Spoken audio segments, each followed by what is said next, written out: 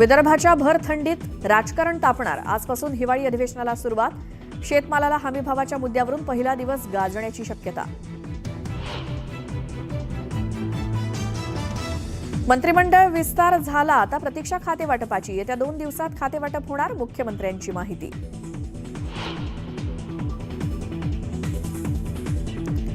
Devendra फडणवीसांचं jumbo मंत्रिमंडळ. 39 आमदारांनी घेतली मंत्रिपदाची शपथ. भाजपच्या 19, शिवसेनेच्या 11 आणि राष्ट्रवादीच्या 9 मंत्र्यांनी घेतली शपथ. महायुतीत मंत्रिपदासाठी 2.5 वर्षांचा फॉर्म्युला. शपथ घेतलेले आमदार फक्त 2.5 वर्षांसाठी मंत्री. नाराजी रोखण्यासाठी महायुतीचा फॉर्म्युला. परभणीत आंदोलकाचा पोलीस कोठडीत मृत्यू. रिपब्लिकन सेनेकडून महाराष्ट्र बंदची हाक. परभणीतल्या घटनेच्या निषेधार्थ आज नांदेडमध्ये बंदची हाक. बाजारपेठ बंद ठेवत व्यापाऱ्यांचा पाठिंबा. तर परभणीकडे जाणाऱ्या एसटी फेऱ्या केल्या रद्द. काँग्रेस नेते राहुल गांधी आज महाबळेश्वर दौऱ्यावर. पर्यटन स्थळांना देणार भेट. स्थानिकांशी साधणार संवाद.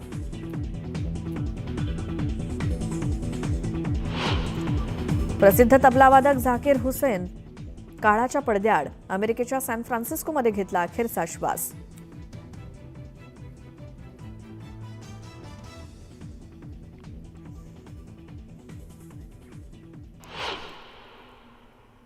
आणि आता या बुलेटिनमध्ये बघूयात 25 मिनिटं 50 बातम्या.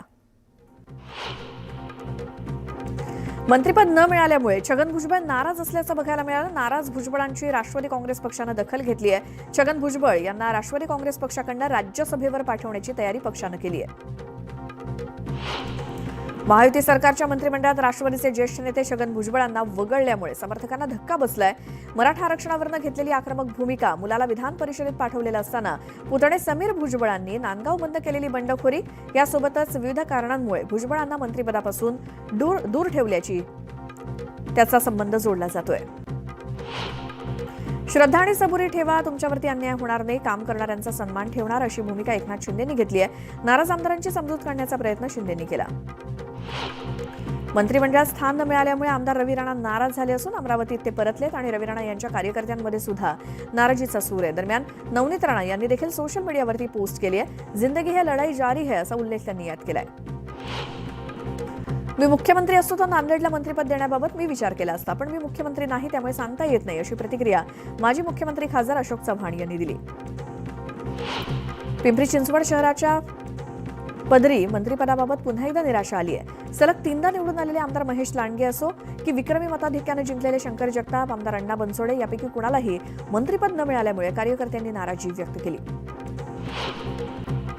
सिल्लोडचे आमदार अब्दुल सत्तार यांना मंत्रिमंडळातून वगळण्यात आले. त्यानंतर सिल्लोडमध्ये हिंदुत्ववादी संघटनांकडून फटाक्यांची आतषबाजी करत घोषणाबाजी करण्यात आली.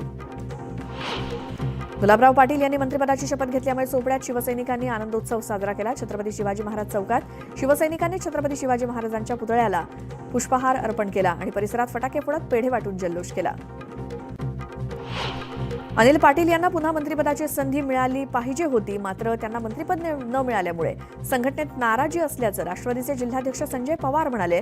स्थानिक स्वराज्य संस्थांच्या निवडणुका लक्षात घेता मंत्रिपद दिलं असतं तर आनंद झाला असता असंही ते म्हणाले. 2.5 वर्षांपासून मंत्रिपदाच्या प्रतीक्षेत असणारे शिवसेनेचे नेते भरत गोगावले यांना अखेर मंत्रिपद मिळालं. यानंतर विक्रोळीत शिवसेना कार्यकर्त्यांकडून फटाके फोडत ढोल ताशे वाजवत जल्लोष करण्यात आला. गिरीश महाजन आणि सावकारे यांनी मंत्रिपदाची शपथ घेतल्यानंतर भाजप कार्यकर्त्यांनी जल्लोष केला. मिठाई वाटून फटाक्यांची आतषबाजी करत जल्लोष करण्यात आला. लातूरच्या अहमदपूर मतदारसंघाचे आमदार बाबासाहेब पाटील यांना मंत्रिपदाची लॉटरी लागली आहे. बाबासाहेब पाटलांच्या शपथविधीनंतर छत्रपती शिवाजी महाराज चौकात राष्ट्रवादीच्या कार्यकर्त्यांनी जल्लोष केला. विधिमंडळ परिसरात राष्ट्रवादी काँग्रेस पक्षाच्या दोन्ही गटांना कार्यालय मिळाले.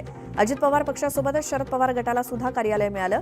गेल्या अधिवेशनात मात्र दोन्ही गटाला एकच कार्यालय मिळालं होतं. मुंबई महानगरपालिकेच्या निवडणुकीनंतर उद्धव बाळासाहेब ठाकरे यांच्या शिवसेनेचं अस्तित्व संपेल अशी टीका भाजपचे नेते किरीट सोमय्या यांनी केली. उद्धव ठाकरेंचा पक्ष शेवटच्या घटका मोजत असल्यामुळे त्यांना राम आठवल्याचं सोमय्या म्हणाले.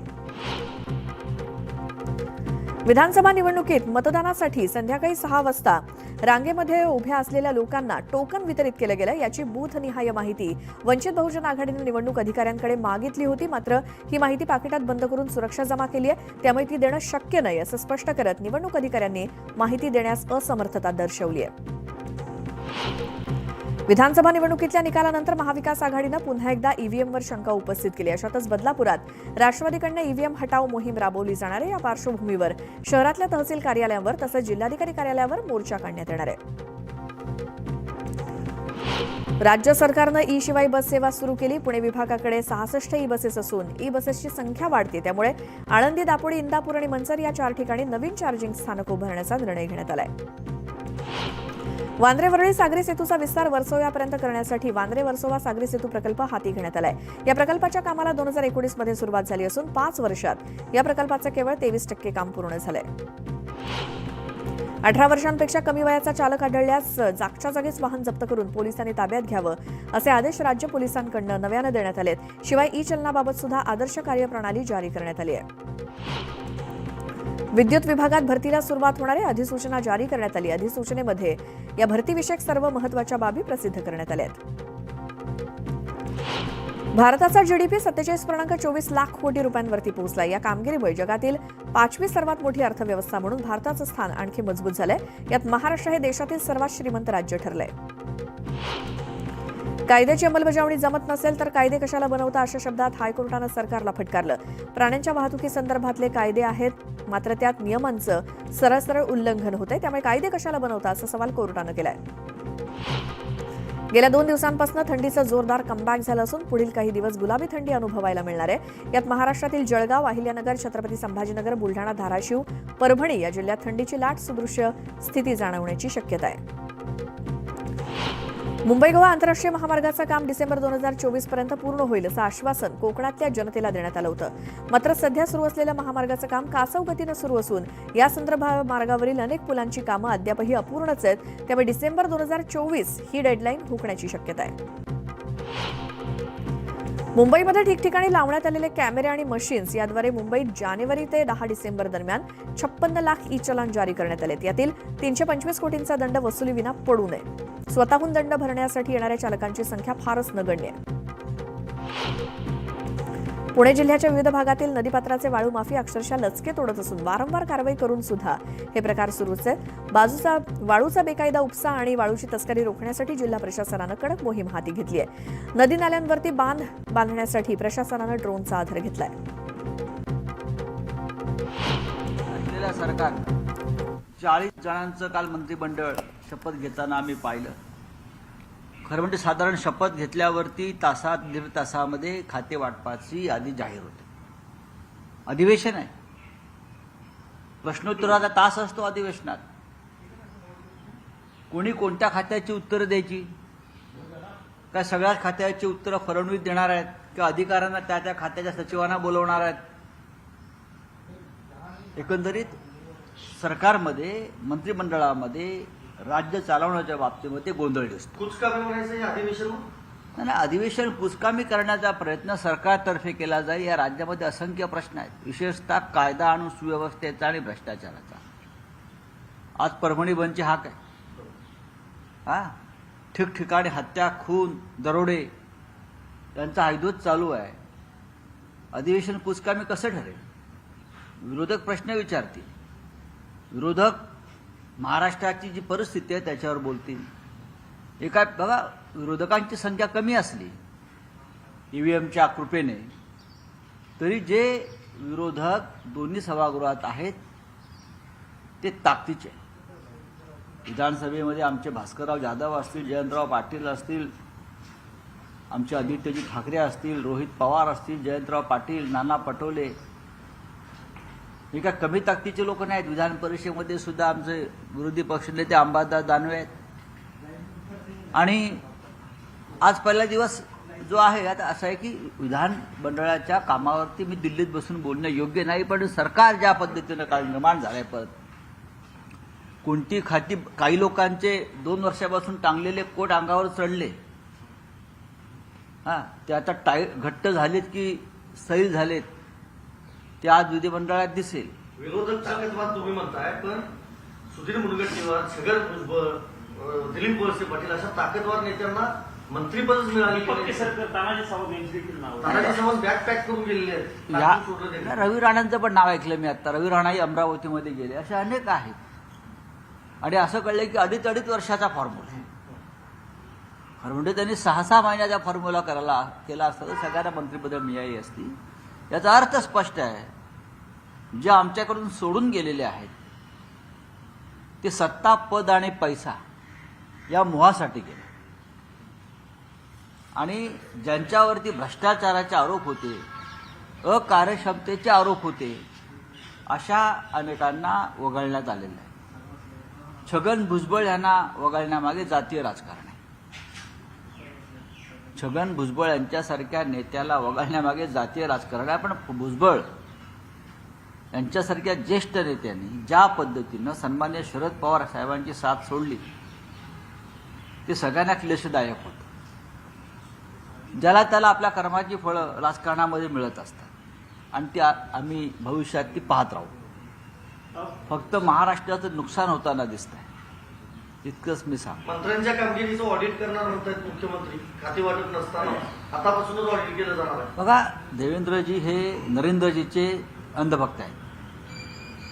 त्याच्यामुळे वरती नरेंद्रजी आमचे अशी जुमलेबाजी करत असतात. त्याच्यामुळे त्यांचे चेलेही खाली करत असतात.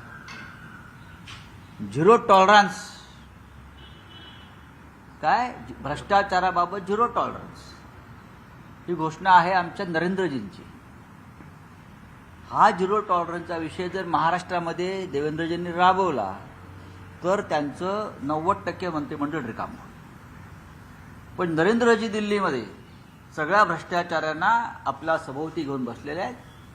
तसे हे महाराष्ट्रातले देवेंद्रजी सुद्धा सर्व ताकदीचे भ्रष्टाचार, हेवीवेट भ्रष्टाचारी, साधे नाहीत, आपल्या अवतीभोवती घेऊन बसलेले आहेत. तर त्यांच्या बोलण्याकडे फार लक्ष देऊ नका. ऑडिट वगैरे काय नाही, ऑडिट जनता करेल यांचं. गेल्या 1.25 वर्षात नक्षलवाद संपवला असं रायपूरमध्ये जाऊन गृहमंत्र्यांनी म्हटलं आहे. अमित शहा काल पण फडणवीसांनी पत्रकार परिषदेमध्ये काल म्हटलं की आमचं सरकार ईव्हीएमचं सरकार आहे, पण ईव्हीएम म्हणजे एव्हरी वोट फॉर महाराष्ट्र. बघा, हे असे शब्दांच्या जुमलेबाजा कोट्या करत राहा. त्यासाठी त्यांनी पगारी नोकर खूप ठेवले आहेत अशा कोट्या तयार करून देण्यासाठी. करत राहा, काय हरकत, आम्ही ऐकत राहू. नक्षलवाद संपला असं वाटतं 6 वर्षात. नाही, जर केंद्रीय गृहमंत्र्यांनी हे विधान केलं असेल तर आम्ही त्यांचं स्वागत करतो. नक्कीच हा देशाच्या राष्ट्रीय सुरक्षेचा प्रश्न आहे. नक्षलवाद हा सरकारविषयी आमचे काही मतभेद असले आणि सरकारने या संदर्भात कठोर पावलं उचलून नक्षलवाद्यांचा खात्मा केला असेल आणि त्याची जर फळं आम्हाला पाहता येणार असेल तर आम्ही त्याचे स्वागत करतो. तर राज्यसभेमध्ये आज संविधानाला 75 वर्ष झाल्याच्या निमित्ताने चर्चा होणार आहे. अमित शहा सुरुवात करणार आहे. काय वाटतं, जसं लोकसभेत झालं तसं राज्यसभेत होईल? लोकसभेत मोदींनी एक भाषण केलं सुंदर. काही शपथा घेतल्या, काही प्रतिज्ञा घेतल्या.